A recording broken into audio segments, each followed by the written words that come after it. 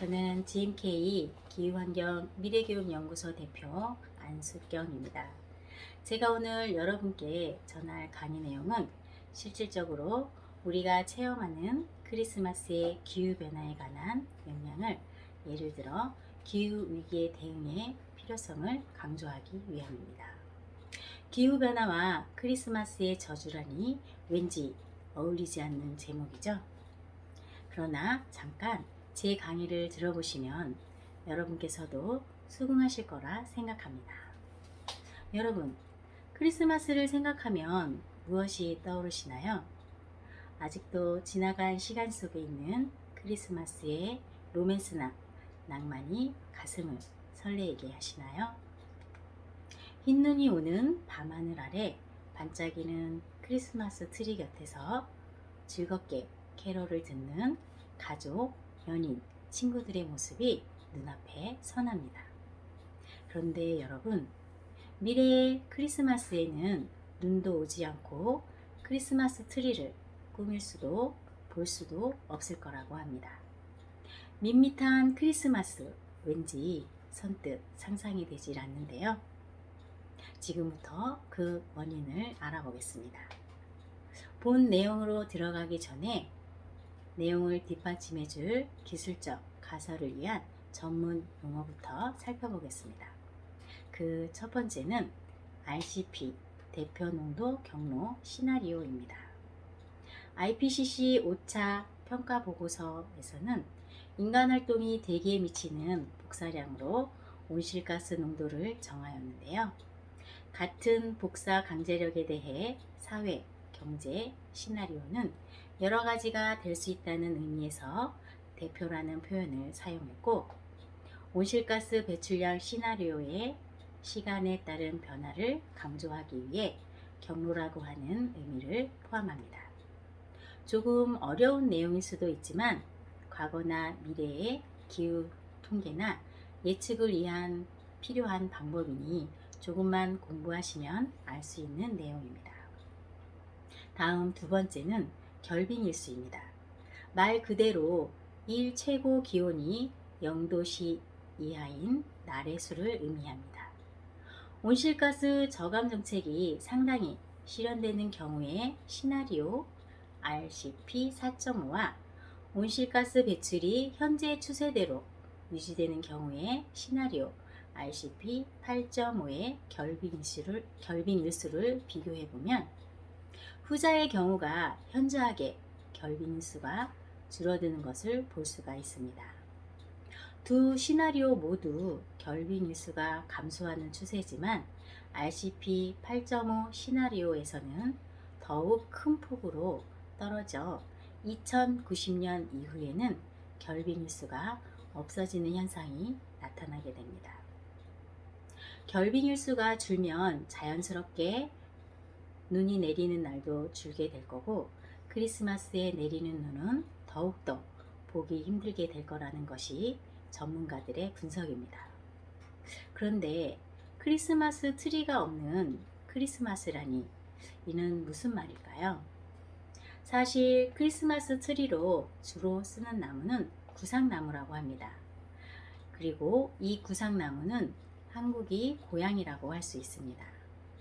하지만 이 구상나무가 한국에서 점차 줄어들고 있다는 사실을 알고 계시나요? 구상나무는 소나무와 전나무 속으로 우리나라에서만 자생하는 고유종입니다. 이 구상나무 생육에 매우 중요한 영향을 미치는 자생지의 기온과 토양 내 수분이 기후 변화로 급격한 변화를 겪으며 멸종이 가속화되고 있습니다. 조금 더 자세히 살펴보면 다음과 같습니다. 만일 현재 추세대로 온실가스를 배출하는 RCP 8.5 시나리오대로 진행된다면 지리산과 한라산의 구상나무는 2080년에, 덕유산은 2030년에 구상나무가 멸종된다고 합니다. 여러분, 크리스마스에 눈도 내리지 않고 트리도 없다면 얼마나 삭막할까요? 로맨스와 낭만이 충만해 사랑이 넘치던 크리스마스를 꿈꾸는 모든 사람들에게 이런 밋밋한 크리스마스는 악몽이 아닐까요? 기후변화는 이렇듯 우리 생활에 깊게 스며들어 많은 변화를 일으키고 있습니다. 화이트 크리스마스와 구상나무 외에도 당장 우리가 변화하지 않으면 더 많은 것을 잃게 될 거라는 전문가들의 경고입니다. 기후변화는 우리 생활에 아주 많은 영향을 미치는데 그중 한 가지만 더 예를 들면 다음의 경우를 생각할 수 있습니다. 배추는 연간 250만 톤을 생산하는 우리나라의 중요한 작물 중에 하나입니다. 특히 강원도, 태백, 삼척 등 해발고도가 높은 지역에서 나는 고랭지 배추는 여름 배추의 주요 공급처라고 할 수 있습니다. 맛도 아주 일품이라 많은 사람들이 찾고 있죠. 배추는 고온에서 생육 저하와 병해충 피해가 급증합니다. 현재 추세대로 온실가스를 배출하는 경우인 RCP 8.5 시나리오대로라면 배추의 재배 적지가 21세기 중반에 급격히 줄어들어 21세기 후반에는 재배가 불가능하게 될 거라는 전문가들의 분석입니다. 도대체 현재 기후변화가 어느 정도이길래 배추조차 마음대로 먹지 못한다고 하는 걸까요?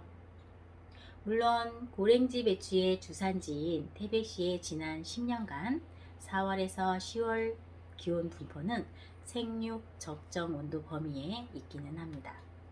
그렇지만 여름철 가장 더울 때의 기온은 온도 범위의 상한에 걸쳐 있어서 온난화에 의해 재배 환경이 불리해져 간다는 것입니다. 특히 고랭지 배추는 품질과 생산성이 기상 조건에 매우 민감한 작물입니다. 2010년에는 이상 기후로 인해 고랭지 여름 배추 생산량이 급감하여 가격 폭등으로 이어졌던 것을 기억하시나요?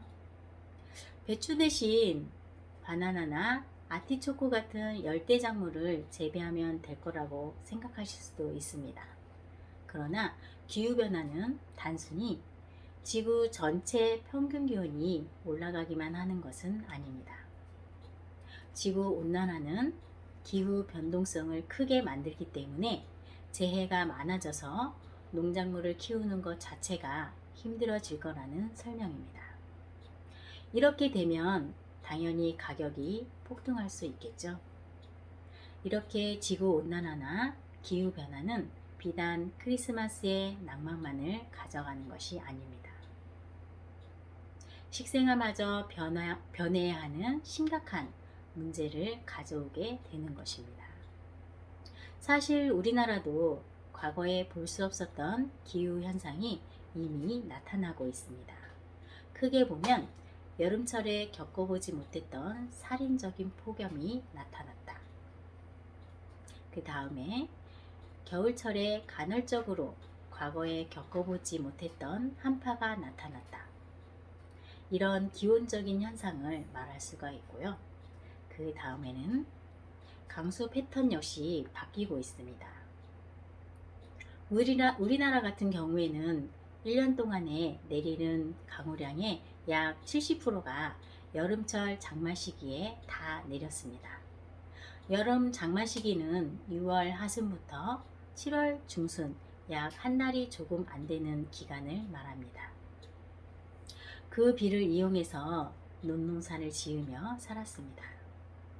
그런데 언제부터인가 90년대 이후부터는 기상청에서 장마가 시작되었다 라고 예보를 하면 비가 오지 않고 장마가 끝났다 라고 예보를 듣고 사람들이 여름 바캉스를 즐기려 할 때쯤 8월부터 9월간에 걸쳐 장마 시기보다 더 많이 비가 오는 이상 현상들이 나타나고 있습니다. 이 현상들이 더 심화되어서 1994년 이후에 가장 더웠다는 예보와 우리나라의 기상 관측이 시작된 이래로 모든 폭염에 대한 기록을 다 갈아치웠던 2018년 폭염이 끝난 이후에 9월에서 10월간에 걸쳐 가을 장마 전선이 뚜렷하게 나타나면서 이상 강우 현상이 나타나고, 그동안 보지 못했던 대형 태풍이 우리나라를 연속해서 덮치는 기후 현상들이 나타났습니다. 2018년, 2019년에 이어 2020년까지 매년 이런 현상들이 되풀이되고 있습니다. 또 가을은 곡물이 익어가는 시기입니다. 그 익어가는 시기에 햇빛이 필요한데, 가을에 비가 오기 시작하면 농작물이 연글지 않고 과일은 햇빛을 받지 못해서 당도가 떨어지는 현상이 생깁니다.